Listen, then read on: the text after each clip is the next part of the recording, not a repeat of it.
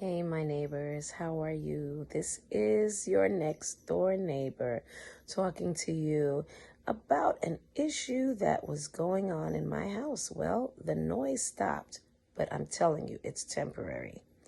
Very soon, he's going to start again. Sometimes he may take a few minutes, maybe he's using the bathroom, but trust me, he's coming back with a vengeance. We were talking about feelings that dogs have and why they react the way they act. Apparently, I've had these two dogs for a while, male and female, and they've been together for a while, but I've never really kept them together. I only started putting them together for a few weeks, and all of a sudden, there he goes. He's about to start making the noise. I told you, he probably just went to the bathroom.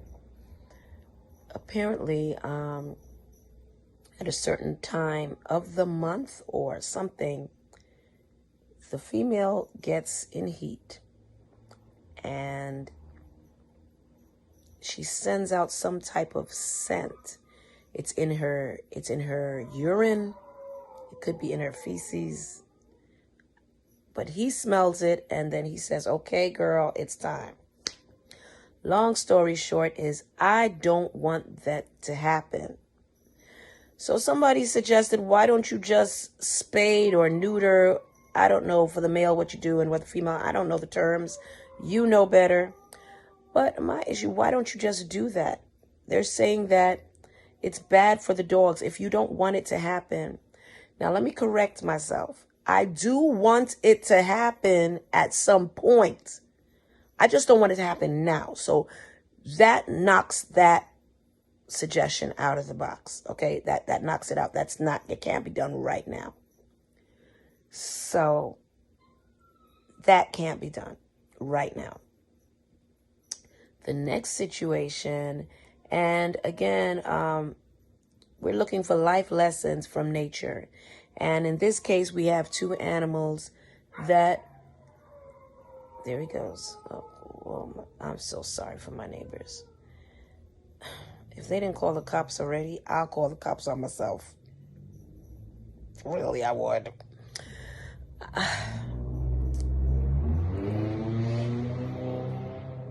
Anyway, as I was saying, so we were talking about feelings and not just giving into your feelings because you want to. Let me tell you something, y'all. There was a point where I wanted to be I'm going to put this out there, I might as well say, I wanted to be a foster parent.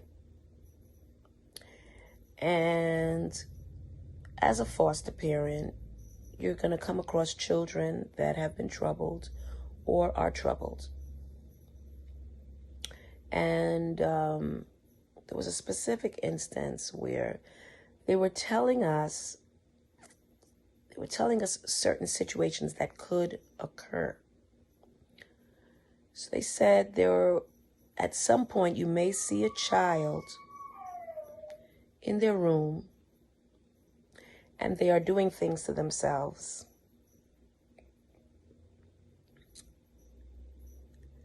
And when you see that, what you're supposed to do is close the door and let them finish, because what they're doing is perfectly normal.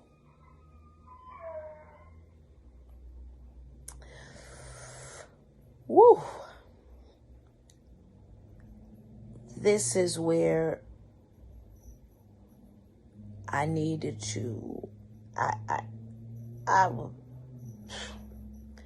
if I have a child, or if a child under my care is doing something to themselves, it's absolutely normal.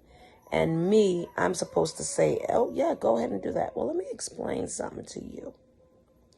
Obviously, you can see I'm not a foster parent, because I immediately said, let me tell you something. We are intelligent.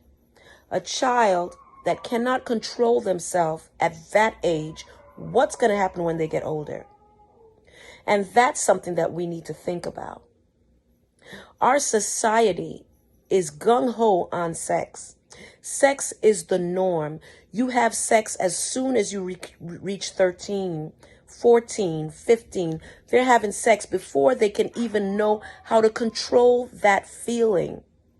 We have boys just getting off on women, women allowing themselves to be used.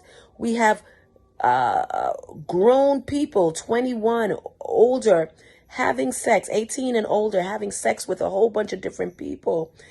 Some of them are getting pregnant and choosing to kill the baby because they had to get that feeling out. So it's causing death to children. Hello? Some people want to say, because of science justifying it, that it's not a baby until certain years. That's not true.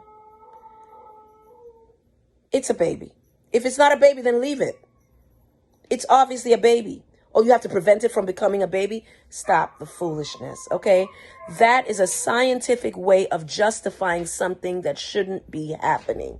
Number one, let me tell you something, and it's not your fault. It's society that has trained us to tell us when you reach 18, oh, after your prom, you're supposed to just have sex with everybody or anybody or anything, no control. You just give yourself away.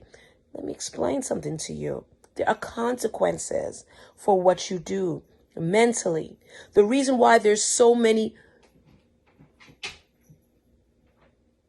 unwed mothers, the reason why there's so many children without fathers, the reason why is because we have no control over that part of our body.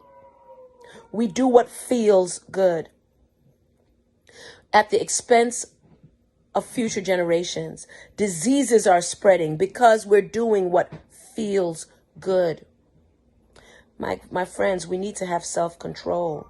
And until you're old enough to know how to control that part, you shouldn't be doing it. I'm trying to say that the feeling may be natural, but control of it is something that you have to develop. And if you can't control yourself before you get married, why should you control yourself after you get married? Some people are watching porn to get off and then they expect their spouses to complete or to be like the people on the porn. We watch these programs with women half naked, men half naked constantly. We envision and we experience and we expect our wives and husbands to look that way. We expect them to act that way. We expect certain things based on what we see, and we have no